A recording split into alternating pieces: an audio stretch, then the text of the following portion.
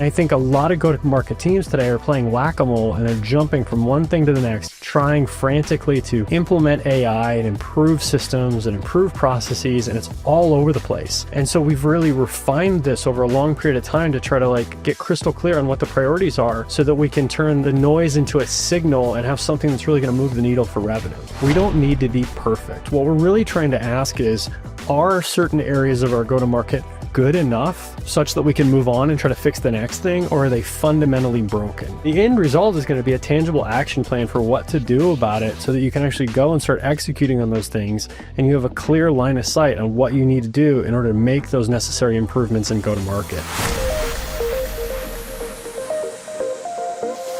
Welcome to Go-to-Market Science, the podcast for CROs and revenue leaders scaling mature B2B companies. There's an art and there's a science to go-to-market, and we're obsessed with the science. In this podcast, we share tangible, actionable playbooks from the trenches, from what we're learning working as go-to-market strategy and RevOps consultants for our clients here at Union Square Consulting, and candid conversations with revenue leaders in the market that have been there. If this podcast delivers value, we'd love a 5-star rating and a follow. Now let's get into it.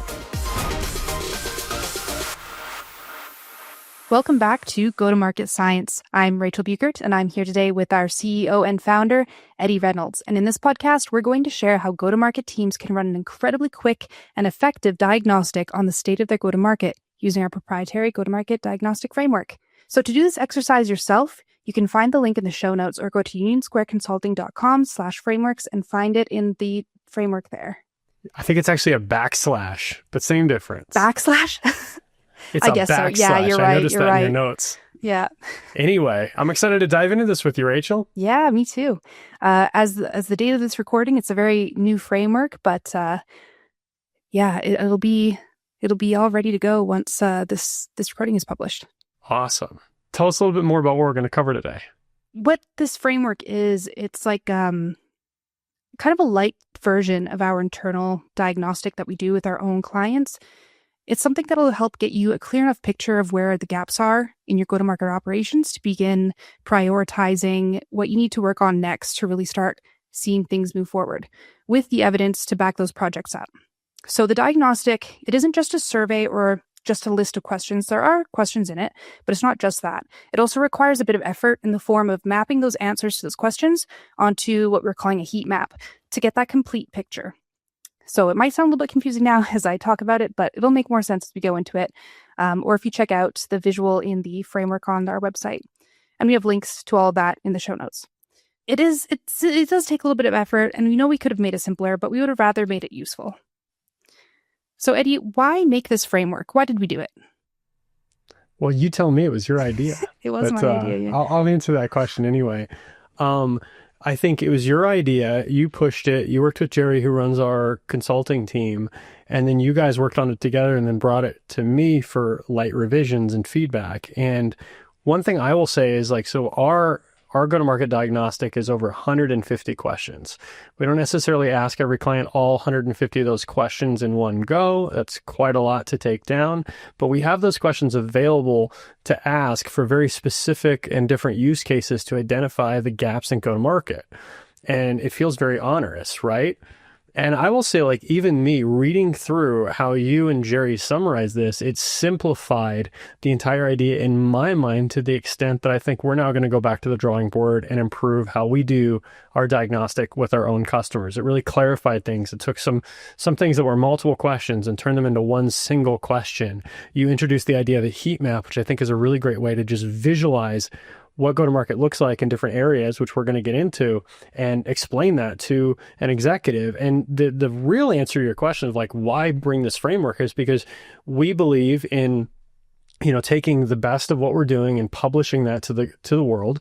Hopefully some people listening to this want to reach out to us and become clients, but many other people, hopefully they end up leveraging this internally and benefiting from it. We get great feedback from folks about our content, that they're using this stuff internally and they're seeing results. And that is, while we don't charge for that, that's something that makes me feel really great about what we do every day.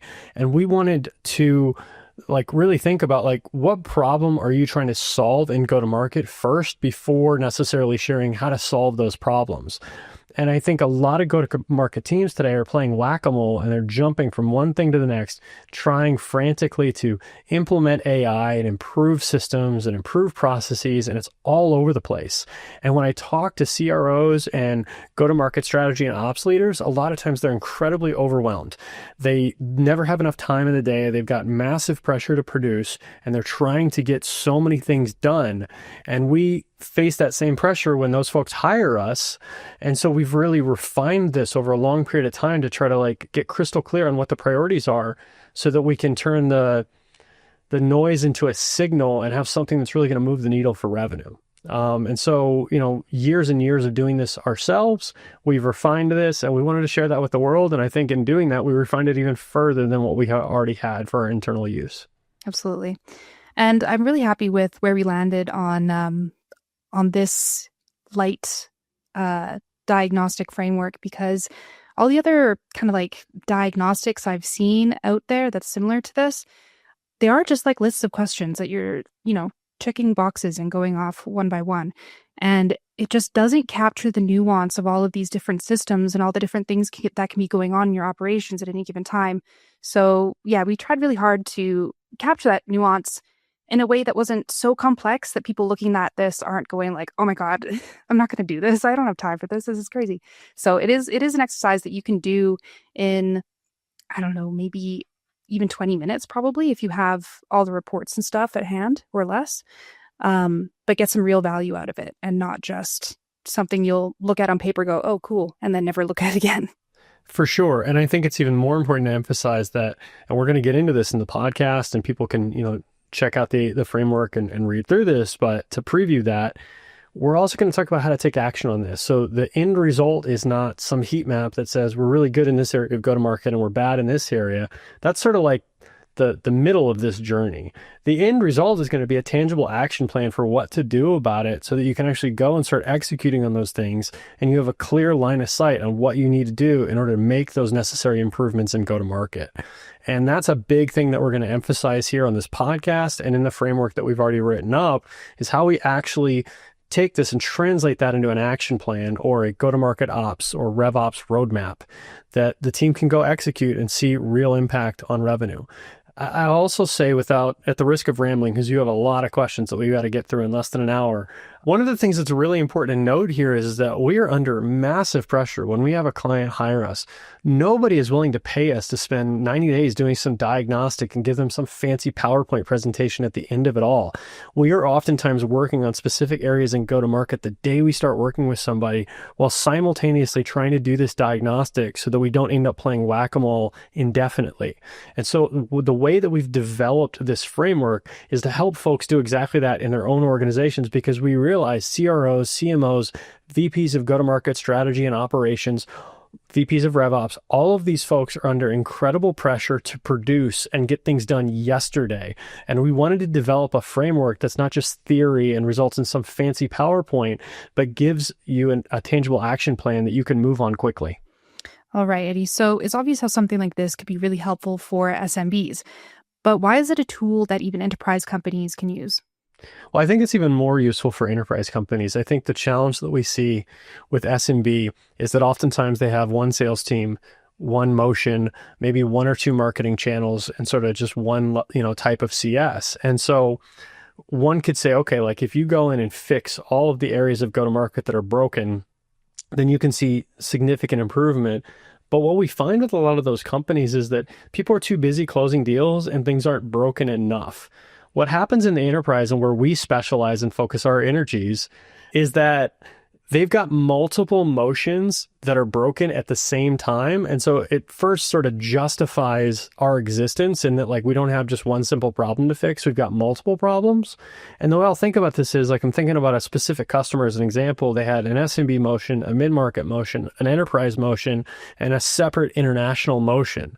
right? And you think about inbound, outbound, pipeline management, customer success, all of those things, it's so much more complicated than for an SMB. And it's really easy and very common for some of those things in go-to-market to be working relatively well and other things to be just completely broken. And then as the organization continues to grow and expand into new markets and introduce new products and try new marketing and sales channels, it just gets increasingly and exponentially complex. And so I think running through an exercise like this for an enterprise team is so much more valuable than it is even for an SMB team. I think enterprise teams can like really jump the gun on more advanced operations, trying to chase the number, increasingly bigger numbers every year and every quarter and keep up with board expectations. And it's probably easy to like miss those critical foundations that end up make or breaking the more complex implementations that you have later on. And we should just clarify, when we say SMB or enterprise, we're talking about the company itself, not who they're targeting. So an SMB is oftentimes targeting SMB customers themselves, and that's like their only channel, whereas an enterprise company may have SMB, mid-market, enterprise, international, numerous different channels in marketing, tons of different products that they have to run through CS, et cetera, that just make the entire go-to-market significantly more complicated. So what tends to break when leaders try to fix go-to-market reactively instead of diagnostically? Well, I think like you have the problem where the squeaky wheel gets the grease, and that squeaky wheel may be an outspoken manager or leader, and you end up fixing the wrong problem, right? So like the consistent feedback that we get from RevOps is that they're just flooded with inbound requests to fix a million different disparate things. And they never see any rhyme or reason to what they're doing. And oftentimes they feel like, okay, I'm doing all this work, I'm super busy, but I'm not moving the needle in revenue. And so we're going to jump into very specific things that people can do using this diagnostic. But to jump ahead a little bit, let's just talk about, let's say, outbound and pipeline management. If we were to say no to all of these requests and just say we are going to fix the outbound and pipeline management processes such that we are generating more clear, qualified pipeline and then closing more of it and forecasting more accurately, that is a monumental change for an organization.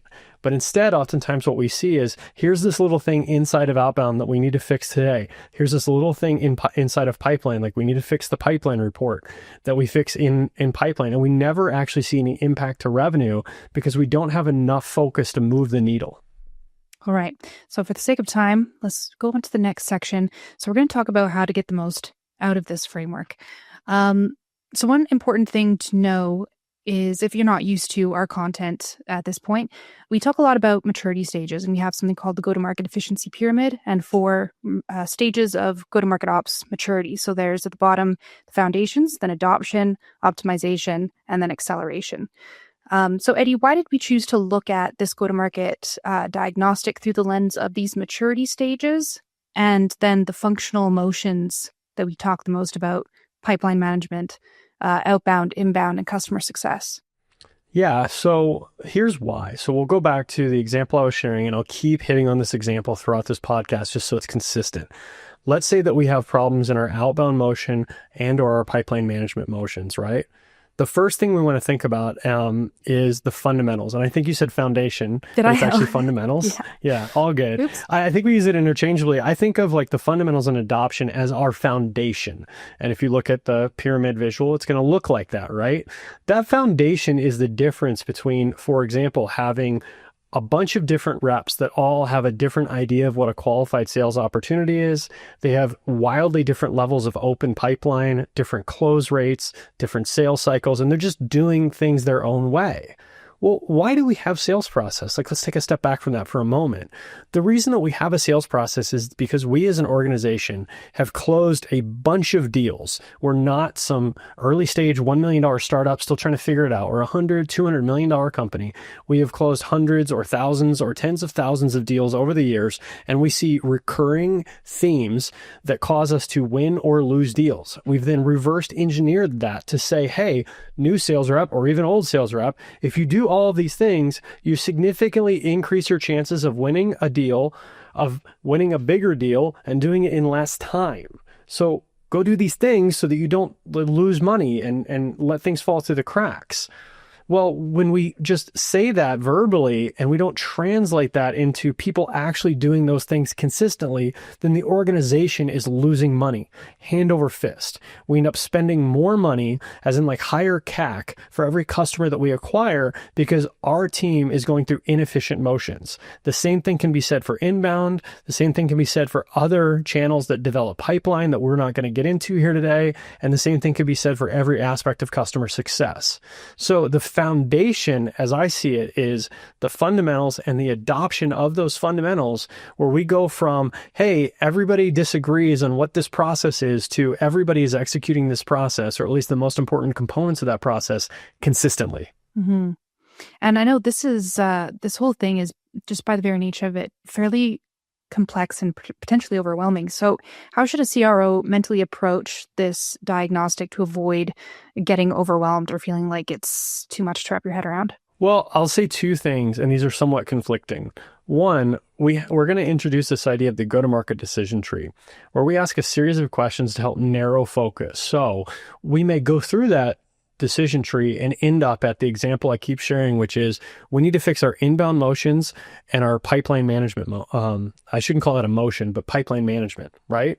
Well, by doing that, if we get laser focused on that, we're going to end up generating and closing more pipeline, by definition, generating more revenue, which is going to be extremely meaningful for the organization.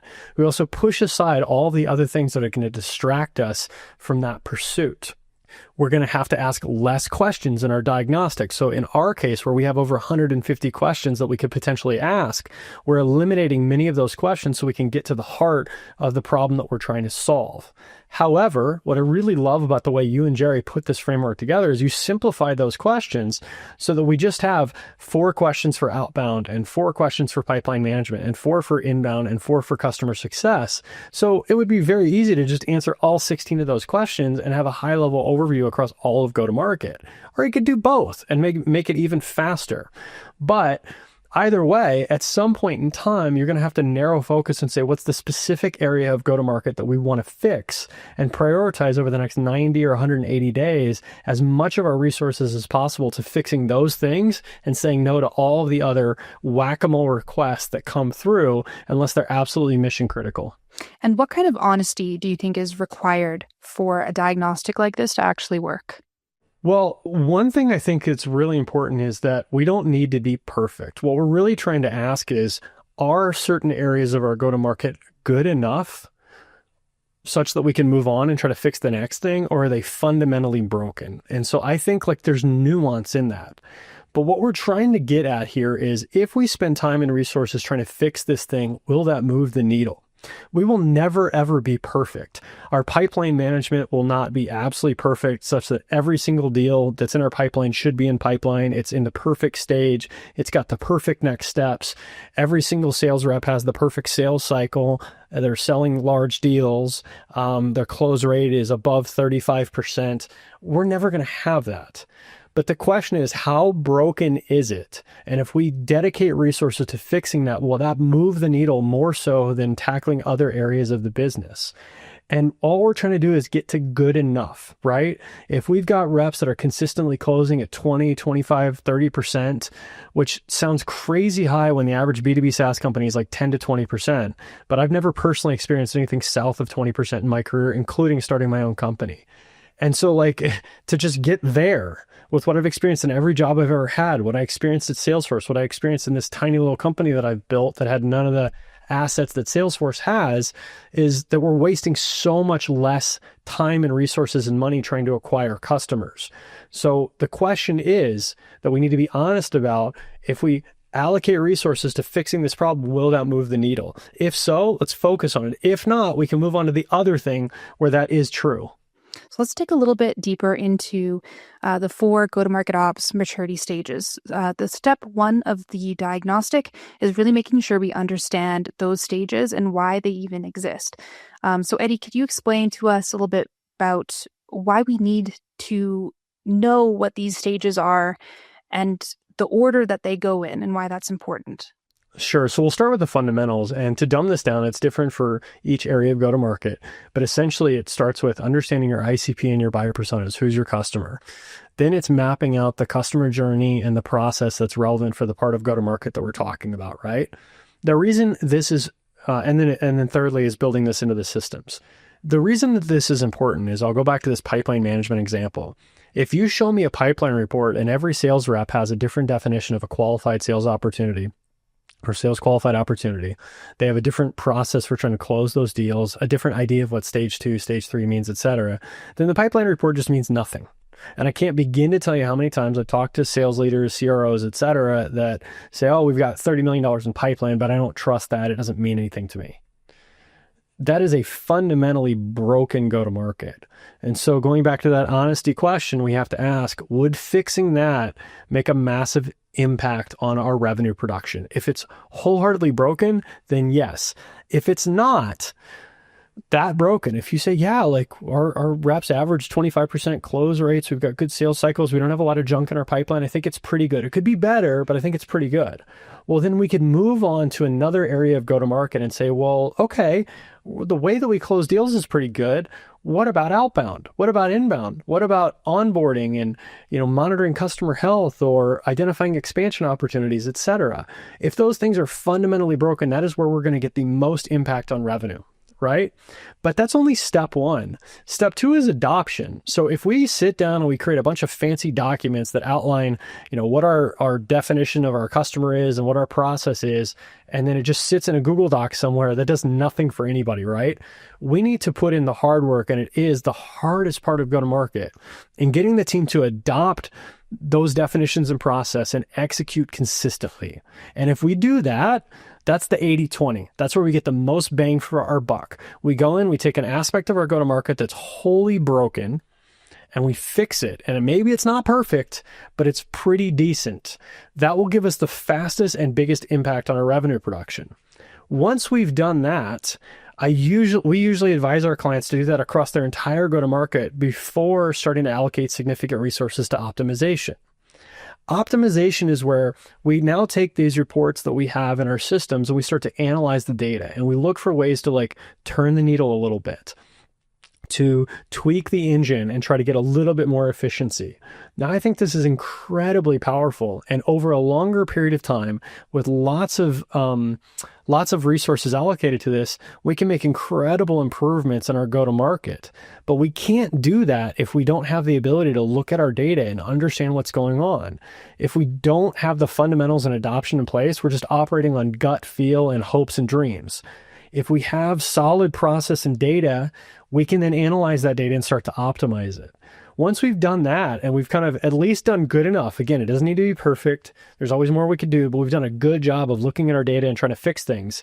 Then we can go into acceleration. And acceleration is where we start to introduce a lot more automation, a lot of AI, all the fancy, shiny objects that get everybody excited. And the reason that we have put this as a fourth stage of the pyramid is because this is oftentimes where people want to start. They want to go implement that new AI tool, but the data that you're feeding that AI is absolute junk.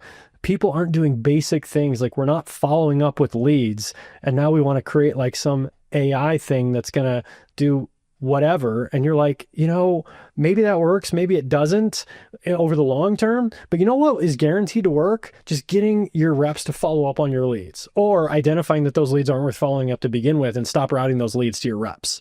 There's really basic stuff that we can go in and fix before we start to get into all these fancy tools.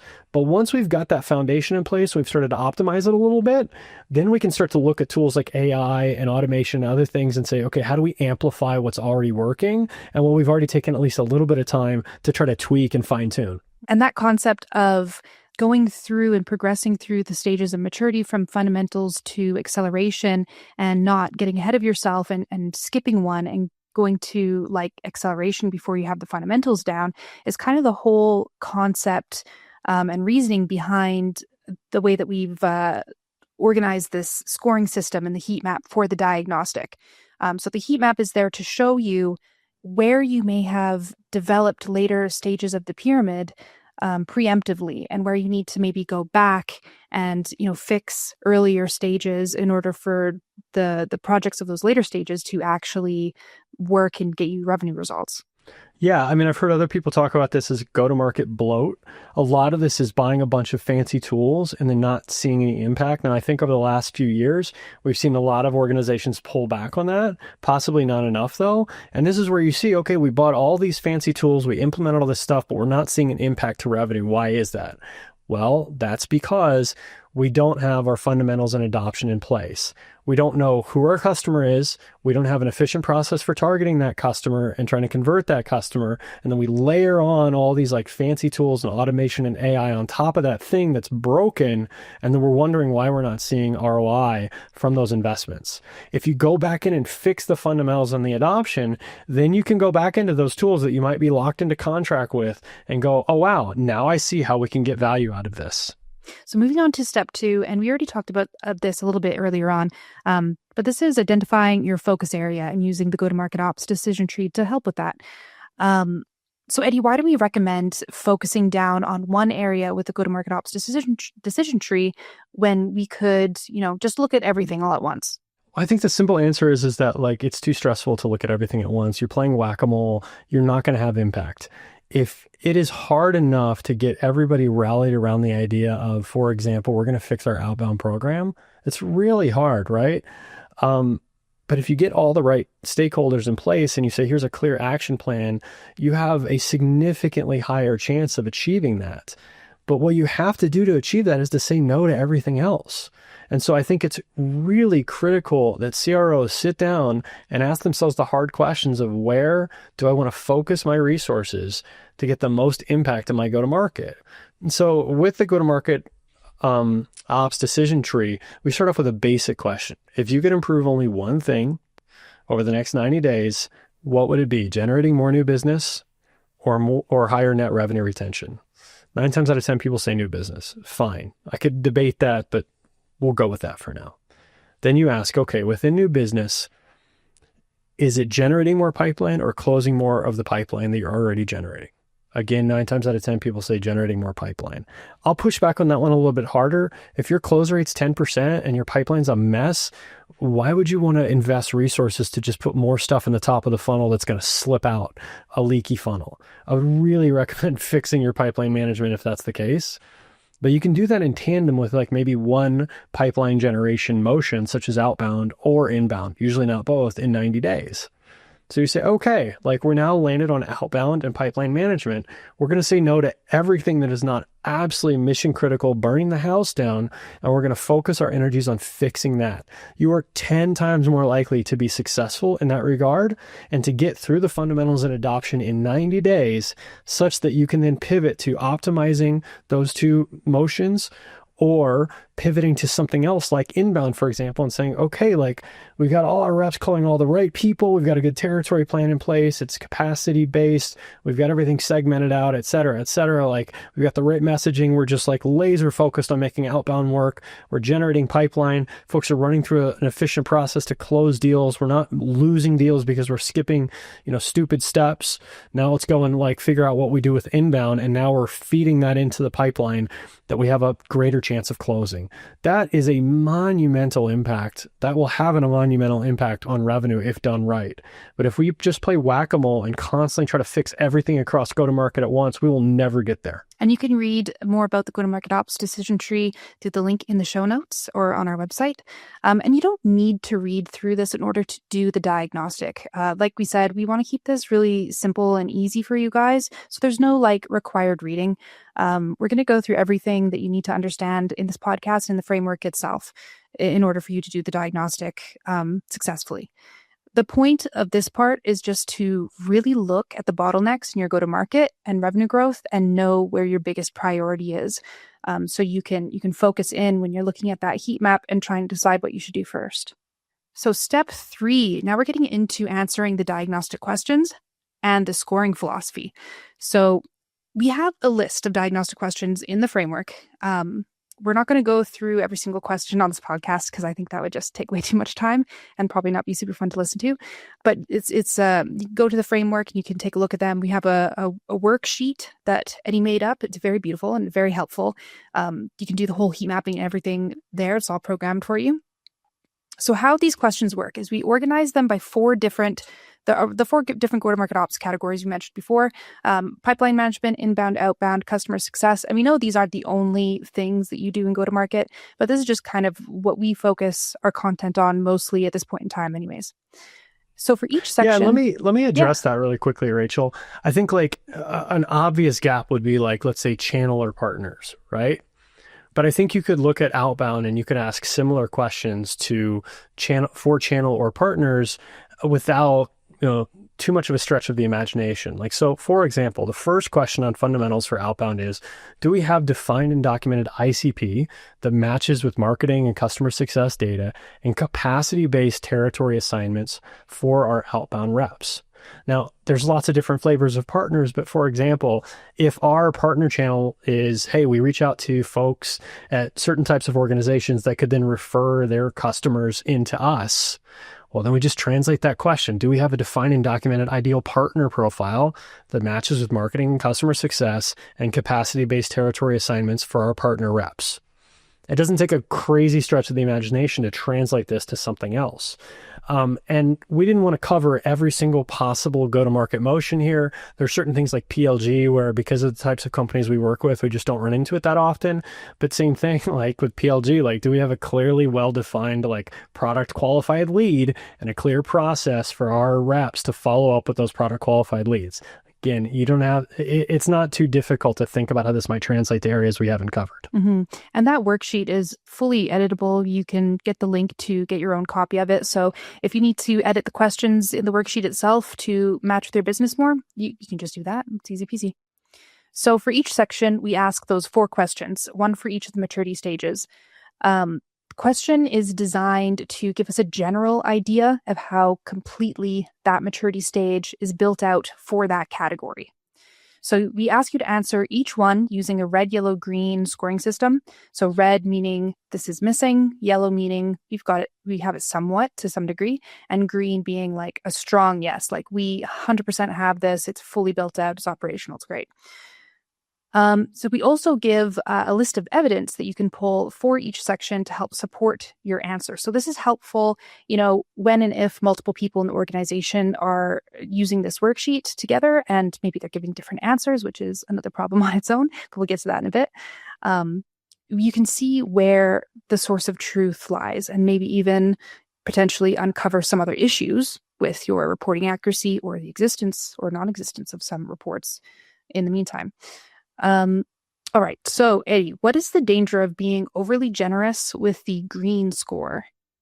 Well, going back to my point, I think we need to like draw the line between yellow and green of like, if we fix this, is this going to dramatically impact revenue? So if we're overly generous, then we're basically saying or lying to ourselves and saying we have a motion. Again, let's take pipeline management as an example, or an aspect of our go-to-market motion. I know that's not a motion in and of itself. And we've got reps losing deals that they should be winning because they're skipping fundamental steps in the process because we either haven't defined that process well enough or we haven't driven them to adopt and execute that process consistently. This is costing us money. This is costing us a lot of money. We have a deal we should have won and we didn't win. And it's usually we're spending a bunch of money to have reps chase deals that aren't qualified. And so instead of taking that time and going out and maybe running outbound, for example, where they could generate more pipeline, and give themselves the ability to be more discerning about what kind of deals they chase, they're stuck. And we see so many companies do this. It's such a cliche that reps never have time to prospect because they spend all their time chasing deals they'll never win. This costs the organization massively, right? Like if you think about the opportunity cost of a rep, if their quota is $1 million, every hour costs the organization $500 in quota attainment. So if they spend half of their hours chasing deals that aren't qualified, this is a significant cost to the organization. So if we are lying to ourselves and saying, oh, this is good, and not fixing it, it's detrimental for the organization. And I'll share a tangible example that I run into all the time with this. So I'm on the phone with a CRO and I'm like, hey, new business or NRR, new business. Okay, cool. pipeline management or more new pipeline? More new pipeline. And I'm like, okay, cool. What about your existing pipeline? Are you guys doing a good job of that? Yeah, we're doing a great job of that. By the way, this is like in the context of a sales call. We're going through this really fast. Okay. And I'm like, really? What's your close rate? Well, it's 10%. Okay. Let me ask you this. If we pull up a pipeline report right now, right this second, how many of the deals in that pipeline do you think you can actually close? Oh, well, that's a good question. I mean, there's definitely a lot of deals in there. Okay, let's get more specific. What's your average sales cycle? 60 days? Okay. How many deals do you have in your pipeline right now that are more than 120 days old? Oh, like half of our pipeline. Okay, so what you're telling me is I need to generate more pipeline. I need to generate more pipeline. I need to generate more pipeline, and you can't close that pipeline effectively. Half of your pipeline is zombie pipeline that you will never close because it's very easy to see, like if you have a sales cycle of 60 days and your deals are at 120 days plus, you're not going to win that deal. Like 99 times out of 100, you're not going to win that deal. We know this because you could just look at your closed won deals and look at what percentage of all the deals you've ever won as an organization in that category were 120 days plus. It's probably less than 1% of your deals. And those customers probably churned as well. So you're just wasting massive amounts of resource on this. So if you are lying to yourself and saying it's pretty good when it's not, then you are going to invest tons of resources in generating more pipeline in this example that you will just lose for stupid reasons. Quick pause. If you're getting value from this episode, I want to ask you a small favor. Take 30 seconds right now, open up the app you're listening to this on, and give us a 5-star rating. It sounds small, but it's the single biggest thing you can do to help us get conversations like this in front of more revenue leaders. While you're there, hit follow so you never miss an episode. Okay, let's get back into it. The level of honesty that's needed to do something like this, you're only hurting yourself and the company, really, to overlook these things and, kind of bluff and say that it's doing better than it is. I know, I don't know, for some organizations, maybe there's politics involved where it's like you don't want to say that something is doing poorly because you might ruffle someone's feathers, or I don't know. But this is important. It's important to do if you actually want to see growth and movement in these things that you're working on in the organization. Well, and I don't mean to be so critical of other people. I make this mistake myself. Like, we want things to be better than they are, and sometimes it's hard to face the music. And, I tell myself in my own business, like, oh, this thing is really great. And then when you look at the data and you try to think about it objectively, you're like, no, this is a problem and we need to fix this. And the sooner that we can come to that truth, the sooner that we can fix it and have a better go-to-market engine. And again, that's where that evidence to pull section comes in really handy, because you can just see, like, what should you be looking at to make sure that this idea that you have of where you're at is actually correct. How should leaders handle disagreement internally when they're scoring? Let's say you've got 5 people internally who are each doing this diagnostic and they compare notes and they've got completely different heat maps going on. This is a tough question, right? Like, I'm a big believer in having a CRO that makes the ultimate decision on everything across sales, marketing, and CS. If we're not in that boat, for example, let's use the proverbial sales and marketing misalignment issue. CMO's generating a bunch of leads. Sales team says they're not any good. They don't follow up. The marketing leader says the reason that those leads aren't converting is because sales isn't following up. That's really tough. I think ultimately you need a tiebreaker. The CEO should step in. I always question what the CEO is doing if they're spending almost half of their revenue on go-to-market and they don't have an opinion on things like this. Like, this is really detrimental for the organization. But I don't have the silver bullet for solving all political problems in a go-to-market organization. I think it's really important that you have one person that makes the final call. I think it's really important that you have shared sets of data. This goes back into the fundamentals. Like, if marketing has their data in their system and sales has their data in their system, it's going to make this significantly harder. But yeah, I don't have a great answer because there's not a silver bullet here. If you have 2 people that have conflicting goals and don't report to each other, and there's no referee that's going to make, the final call on this. Yeah. And that can be like a really deep systemic issue that happens before you're even hired as a CRO. Like, I remember having my podcast. Or a CMO. Or CMO, or any CXO, really. With my podcast episode with Warren Zenna, we talked about issues that could be happening in the company that you need to root out before you take a role as a CRO. And one of them being, how do they view the role of the CRO? Are you actually a CRO, or are you just kind of like a glorified VP of sales? What kind of authority do you have? What kind of oversight do you have? What's expected of you? And so on. Yeah, it's gonna be tough if you're in that situation. And I think if you are, the best that you can do is try to, play the politics and make friends with that CMO in this example and try to find common ground and try to figure out how you guys can both win together. But it makes it even more difficult if that CMO, for example, is being judged by like their lead generation and you as a CRO are being judged by the amount of deals you can close win, and you have like conflicts in how you get paid, how you keep your job, etc. We shouldn't get too deep into that, but it's just worth saying that like there's not a silver bullet here. There's really serious problems that cause these issues. So moving on to step 4, this is where we show you guys how to plot your heat map after you answer your questions. So this is where things really start to come into focus. So we get you to plot your answers onto a chart. And in the worksheet, we have that all built out for you. You just have to click a drop down for each question, red, yellow, green, super simple. It plots it into the heat map chart right there. So this heat map gives you a clear visualization of your current go-to-market ops maturity picture.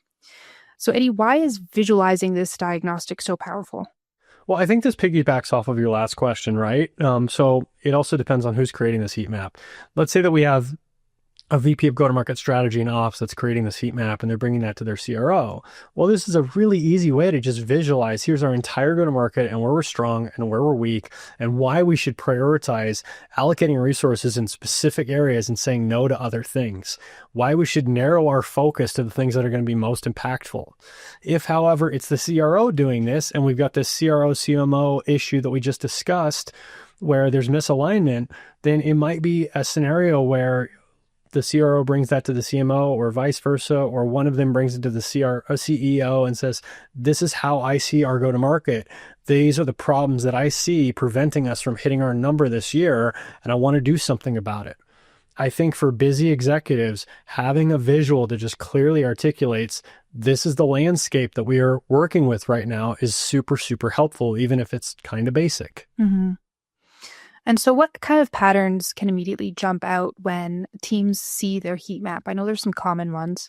Well, I think first, like you can see, okay, like this particular motion is working really well. And it's because we have all the right things in place and this particular motion is not. You could also see this particular motion is working really well despite the fact that it's really broken, which is possibly even more interesting because then you think about like, oh, let's say, for example, that like we have inbound and we're crushing our target, but we are not following up with leads and we don't have a clear definition of what a marketing qualified lead should be, et cetera, et cetera. Well, what's the reaction to that? It's like, well, imagine what we could produce if we fixed all these problems. So I think that those are a couple of things that will come out of that. And then also you mentioned it, maybe we have all these fancy tools at the top of the pyramid, but we don't have the foundation in place. And so whether that motion is working or not working, that can be a really good thing to identify. Here's what we could fix to get, more results. And here's a classic example of this that we had with a customer. So a tangible example with inbound and outbound. So we went through a similar process to this, did the diagnostic. We had this sales and marketing misalignment issue where you have these leads that are being generated and not being followed up with. And so as a result, they're not converting, et cetera, et cetera. So what do we do? Well, they actually didn't have an SDR team in place. This was going to the AEs. So they built an SDR team. We helped them do it. And then we worked with them to get all these fundamentals and adoption in place. At the end of that journey, or at the end of this part of the journey, you've got the SDRs following up with all these inbound leads, following up the right number of times, the right cadence, the right messaging, as quickly as they're supposed to, et cetera. And then these leads are just not converting. Now you have like really tangible evidence to point to this and say, these leads are truly not qualified. These should not be going to the salespeople. We need to redefine our definition of a marketing qualified lead, which takes us back to our fundamentals. But the other thing that we did is we said, well, what if we take these SDRs and we take a similar process for outbound and just point them at the right targets in outbound? Almost overnight, within a couple of weeks, they started generating a serious amount of pipeline. I think it was hundreds of thousands of dollars of pipeline they generated in just a few weeks. Well, this shows that the people and the process is working. What wasn't working were the leads. So now you can raise the bar on the leads, right?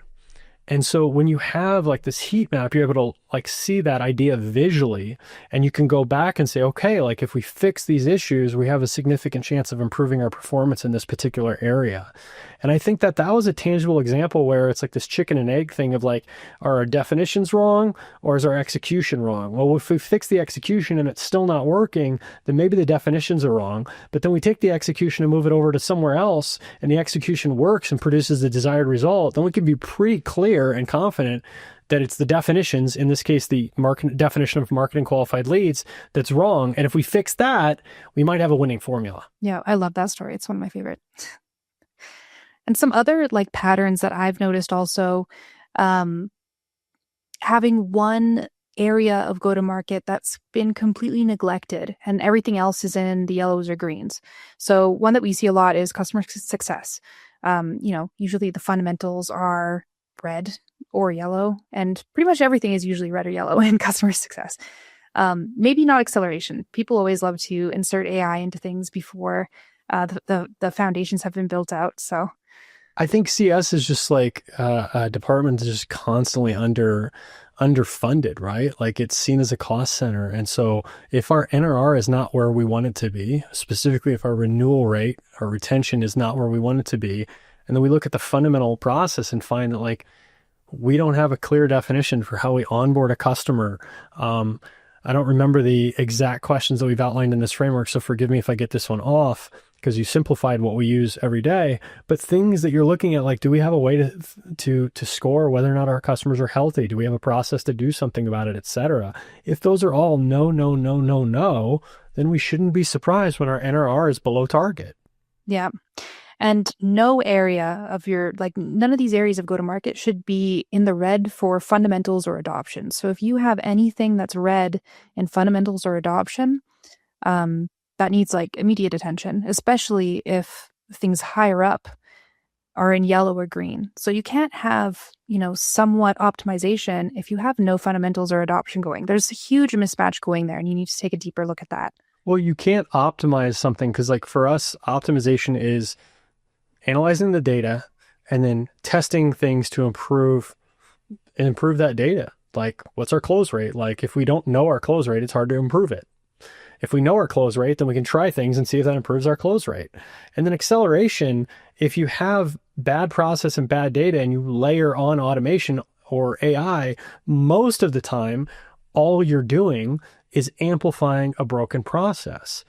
An example of this would be like, okay, so we've got all of our SDRs like running outbound and they go into outreach and they send all these messages and we can't convert anything. So here's what we're going to do. We're going to automate the send and we're going to like cast a much wider net and do 500 activities per SDR every day. Or we'll use AI and we'll use ChatGPT to go in and like write the email. And then we're surprised when that doesn't work. Well, we never figured out the slow, non-scalable way to make this work. So what would make us think that if we just layer on automation and AI that it's magically going to work? That's not how things work. All we're doing is amplifying a broken process. The exception to this is where we may be able to use AI to do something like, okay, how do we define something at the bottom of the pyramid, at the base of the pyramid, like our ICP and our buyer personas? Maybe we have good data or can get really good data on who our customers are, and then we can feed that into an AI engine and better articulate who our ICP is. Well, now we're fixing the foundation, and that I'm all for. But if we're going to actually try to layer stuff onto like the actual go-to-market motion of executing a process, especially with like an agent, we need to have that process dialed in. Absolutely. So step 5, interpretization and prioritization. We've already been talking about the interpret part. What about prioritization? How do we balance speed with discipline here? So I think a really important point to all of this is like the hardest part is behavioral change, right? So we're talking about all of go-to-market, marketing, sales, CS, but a lot of times, like when our examples, we just end up talking about SDRs and AEs. And the reason for that is because they're the bottleneck, right? We can create the best leads in the world, but if our team doesn't follow up with those leads or follow the right process to close and win those deals, then it's all for nothing, right? And that's the hardest part. The hardest part is training, not just training them and saying, this is the new process, this is what we need to do, but having management come in and hold them accountable and drive that behavior day after day after day. And that will make or break any of these initiatives. And so going back to our example of outbound and pipeline management, if we say over the next 90 days, we want to get through fundamentals and adoption, So we want to get that foundation in place. The make or break is whether or not frontline managers and executives are going to back that initiative and say, we are going to end the 90 days where we've got all the people doing the right thing. Now, we can have like an enterprise sales cycle that takes us 9 months or 18 months, and it's going to take a long time before we actually see an improvement to close rate. But what we can see in 90 days is, are our reps now following all the right steps to avoid chasing the wrong deals and avoid losing deals that we should otherwise win? As an example with pipeline management. That is something that we can do in 90 days. But in order to do that, we have to get everyone on the team aligned in agreement of what that process is and go and actually drive execution of that process and say no to all the other things that are going to distract us from doing that. And this leads really well into step 6, which is building your roadmap. So in this framework, now that we've, talked about the different maturity stages, and we've talked about the different questions and how to map it and what the interpretations are, what do we do next? We can see the heat map. We know where our issues are. How do we turn this into action? This is where the roadmap comes in. So Eddie, do you want to kind of describe what the roadmap is and how we use it? Yeah, absolutely. And so for clarity, if you go to our website, as of the time of recording, this is titled a RevOps Roadmap. I want to retitle it to Go-to-Market Ops Roadmap. Splitting hairs there maybe, but whatever. What this is, and we follow like an OKRs framework. You can follow whatever framework you want, but on the left are our objectives and key results. So the objective could be, we want to generate more pipeline. We want to close more pipeline. The key results are what are measurable. How much more pipeline? We want to generate $50 million of pipeline this year or this quarter. We want to improve our close rate from 20% to 35%. This gives us something very tangible. Then we have the initiatives. The initiatives are, we need to build a territory plan, run a capacity plan before we run a territory plan, etc. Right? These are the initiatives that should help us achieve these key results for our objectives. So what a RevOps roadmap or a go-to-market ops roadmap will do is it'll outline, here are our top level objectives and key results on the left and the tangible initiatives that we need to take down on the right. The reason this is so important is that if we present this to all the parties that be in go-to-market and the executive leadership team, we want to get buy-in and have everybody standing behind this, because at the end of the day, when push comes to shove and we say, in order for us to improve our close rate from 20% to 35%, we believe that we need to redefine our sales process or our closing process, train our team, and then drive them to do these things on every single deal that we work. Someone is going to have to hold them accountable to actually doing that, and that is not easy. And if our team is not 100% bought into that action plan, and they're lobbing like distractions at people and sales reps are pulled in different directions and nobody's holding them accountable, we'll never get there. And then we end up with a Google Doc that sits there until it's stale and we need to redo it in a year or two. And it's just a completely wasted effort. So the reason that we are so adamant about this is that it gets alignment with the CRO, the CMO, the CEO, etc., that this is what we're committing to over the next 90 days or more. And we usually stick to about 3 to 5 initiatives on our roadmap at any given point in time. Why do we want to limit it to that? Why not have 20? Because we're just not going to get them all done. Now, let's be clear, like initiatives can have subparts to it, right? But when you think about an initiative, like we are going to like redefine our sales process or closing process, that's a big thing. And to the point that I just made, we need to train the team and get them to go and execute that. That is not like a one-day activity. And so if we put 20 things on there, it's more likely that we get none of them done. If we get 3 to 5 on there, everybody's busy. The CRO is helping the team close deals.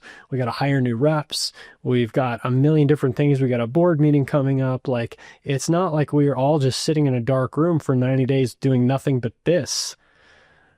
When we think realistically about what we can achieve, 3 to 5 major initiatives is probably the most that we can achieve. And those should be sitting inside of 1 or 2 areas of our go-to-market, such as outbound and pipeline management, that we want to tackle. And that's it. That doesn't mean that like we don't follow up with inbound leads or we don't try to like save that customer that's about to churn. In fact, it's the opposite. Like we're going to try to save that customer that's about to churn. And that's why we only have time to tackle 3 to 5 initiatives in 90 days. And how should we be defining initiatives so that they don't become vague projects? I think that you have to have like a clear deliverable, right? And so when push comes to shove for me, the clear deliverable when I don't have anything else is, do we have a document that's been generated that everybody has read through and signed off on? That's like a very clear initiative. It's yes or no, right? Because if we're just like redefine sales process, that feels very vague. You could say we need to train the team. Or these could be one initiative, right? Like developing the process map and then training the team. But like, can we check the box? Everyone's agreed on this process. Everyone signed off on it. We've delivered training to the team. We've built this out in the system. We have a report for this thing. That's another like litmus test for me. A lot of things in go-to-market for me come down to, do we have a report in Salesforce or some other system on this thing? So let's take Outbound as an example. This is a question I ask CROs a lot. Do you have a report right now that shows you how well your team is covering your named accounts? I'm amazed at how many companies will put all this effort into like capacity planning and territory planning and named accounts, et cetera. And then it's just like, hey, are your reps calling those accounts? I don't have a report to see that. And then the next place would be, do you have a regular cadence where management reviews those things to ensure that you're doing those things that are most important? Now, maybe for your organization, like it doesn't matter which accounts you call. Fine. Then it's a bad example. But there's something that is make or break for your ability to generate and close pipeline or retain and grow customers. What is that thing that you need to make sure your team executes? And do you have a report for it? And is management looking at that report on a regular scheduling basis to hold the team accountable to executing? And this leads into step 7, integrating planning and metrics as well, because you also need to have a specific metric that ties back to each initiative as well to look back on in your reports. Ideally, but this is something that I think is confusing for folks, right? Let's take close rate as an example, and let's say it's an enterprise sales cycle. Let's say it's 18 months for us to close a deal. You're not going to improve close rate in 90 days if you have an 18-month sales cycle. But what you can do is you can say, okay, like we have outlined the process in a document, we've trained the team, we've built the reports, and we've got management reviewing those reports. And now after 90 days, we can confidently say that our team are taking all the right steps to execute our sales process. Then you have to wait 18 months to see all these deals get closed won and closed lost to see if that improved your close rate. This is just the unfortunate reality of something like this. Now, if you're doing outbound and you're trying to like generate X number of meetings, you might be able to see results in a week. It depends on what we're talking about here. But there's a difference between what you can achieve in 90 days and the metric and how long it will take you to see an improvement in that metric. And how does this all tie back into annual planning and forecasting? So I think this is a chicken and egg scenario, right? So if we have none of this stuff in place, let's say outbound and pipeline management are just kind of a dumpster fire. We sit down and we create our annual plan and we say, okay, well, last year we made X number of calls. Wait, we can't see that, so we don't know. We generated this amount of pipeline, but we don't really trust that number. We closed this many deals. We probably do trust that number. So, okay, we think we need 3X pipeline coverage. And so we want to generate $20 million this year of revenue from outbound. And so we need to generate $60 million of pipeline, and we're just guessing. Okay, fine. Like we're doing the best that we can with our annual plan. The question is, do we want to have to go through the same exercise with the same ambiguity in 12 months? If we fix all of this stuff over the course of this year, I mean, right now we're recording this on January 26th, so theoretically people should be done with their annual planning by now. I know many aren't. We've got 11 months to fix all this stuff. So when we go into our annual planning next year, we can say our close rate is 27.5%. We know this because we've got our team executing our process consistently. And so we don't need 3X pipeline coverage. We need 3.7X pipeline coverage. And now we know we need exactly this much pipeline, and our sales cycle is exactly 63 days. So we need all of this pipeline by October 28th or whatever the date is. Now we're like so much more crystal clear on what we need to do and so much more likely to be able to execute that. And so is this like that shift between bottoms up and top down and looking at things more from a bottoms up perspective instead of just top down? Yes and no. So when you talk about bottoms up, we're talking about like, how many calls do we need to make in order to generate X number of meetings, in order to generate X amount of pipeline, in order to close win it by this date, etc. So yes, if you have all this data, you can do better bottoms up planning.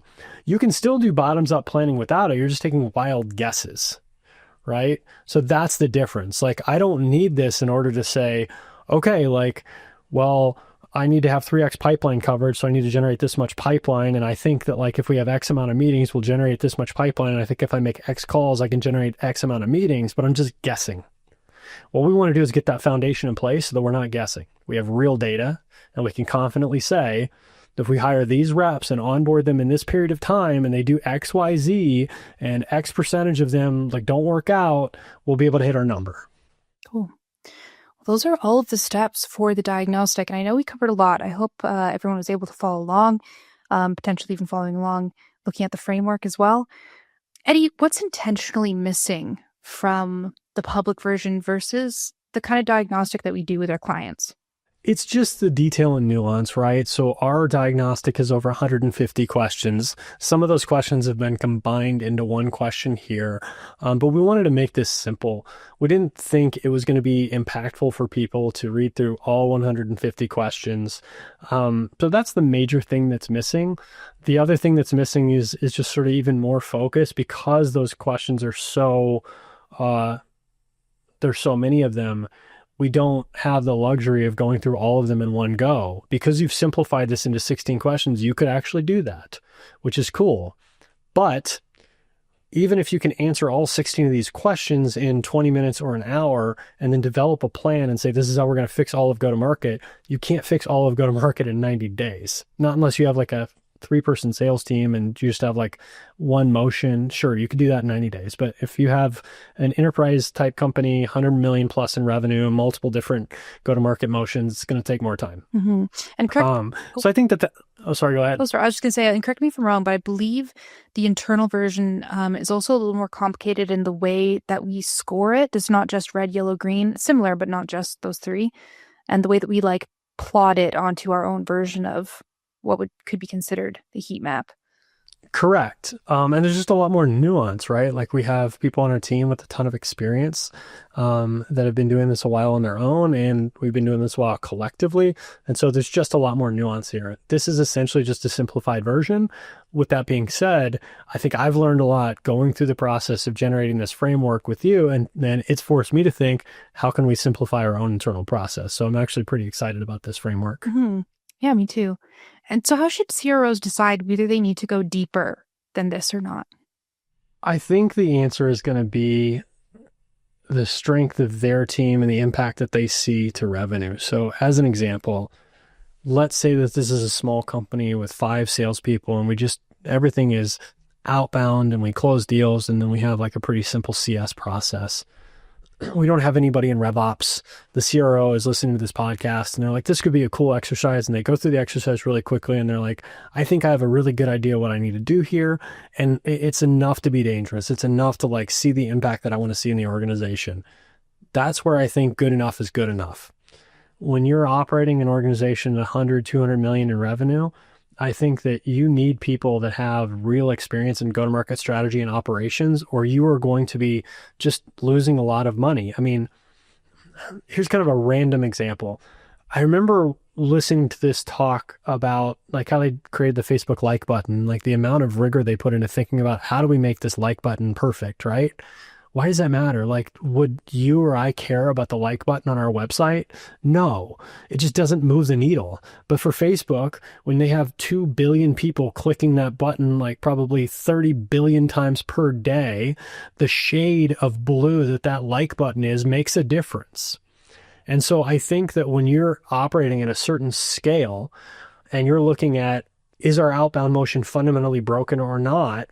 Well, when your outbound motion is generating $100 million of pipeline, then those subtle changes can make a really big difference for the organization. But if you're a $1 million startup and you're just trying to get going, like the main thing you need to do is just say like, can we get like a halfway decent target list and get our reps to follow up and prospect into that target list with halfway decent messaging somewhat consistently? And I think like looking at those nuances in all these different companies and in a very specific company and being able to tell where we need to dig in deeper and what kind of questions we need to ask to uncover the real unlock is where our practitioners really excel. Yeah, I don't want to plug our services too much, but like that's where the rubber meets the road is And I don't want to just plug us. Like, if you're a CRO listening to this of a $200 million SaaS company and like you don't have a strong strategic go-to-market ops leader in place, whether it's us or a full-time hire or one of our competitors, like it's a really small expense in comparison to the impact that you can see. And I would just say, make the investment to have somebody that's going to run through exercises like this, because you will find gold in the little tweaks that you can make across go-to-market in making sure that people are not skipping steps that will help you win deals that you're already generating, or targeting the right people in order to generate that pipeline, or retaining and growing your customers. And it's just amazing to me how many CROs I talk to, and within 30 minutes, we've uncovered like massive gaps in their go-to-market that are just so obvious that if you fix them, they're going to drive millions of dollars of increased revenue for a fraction of that cost. And yet people are hamstrung because, we only have budget for salespeople. We don't have budget to like actually fix the engine. It doesn't make any sense. It's like saying like, okay, like we have budget for more F1 drivers, but we can't upgrade the car. Well, you're not going to win the race if you don't upgrade the car. Like your driver is only so good. It is an arms race right now to be targeting the right customers with the right messaging and the right channels. And if you're not having somebody look at that rigorously, you're going to lose. It's just that simple. And if you want to have a conversation like that with Eddie or somebody else on our team, you can follow the link in the show notes to reach out to us, or just go to unionsquareconsulting.com. And I think that's it. That's all I got today for the framework, Eddie. Awesome. Well, as always, thank you for putting so much thought into this framework, into the questions running through this podcast. I hope people get value out of it. Me too. And for the people listening, thank you for listening. Yeah, thanks, guys. Thanks for listening to the episode. If this resonated, please give us a 5-star rating and a follow. It helps us reach more people, and you get our latest and greatest content without having to search for it. And if you're looking for hands-on help in go-to-market strategy and/or RevOps, please reach out to us. We help our clients with everything from annual planning to improving processes in go-to-market, implementing systems to support those processes, and go-to-market AI. We're always happy to offer a free consultation to help you identify the best opportunities to improve your go-to-market engine with or without our help. You can find us at unionsquareconsulting.com, and the info will be in our show notes.